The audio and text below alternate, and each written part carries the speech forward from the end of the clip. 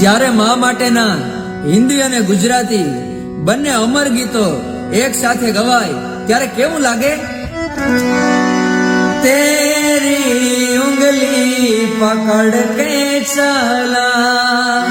મમતા કે આંચલ में पला माँ हो मेरी माँ मैं तेरा लाडला પણ જગનો હે આધાર એની આંગળી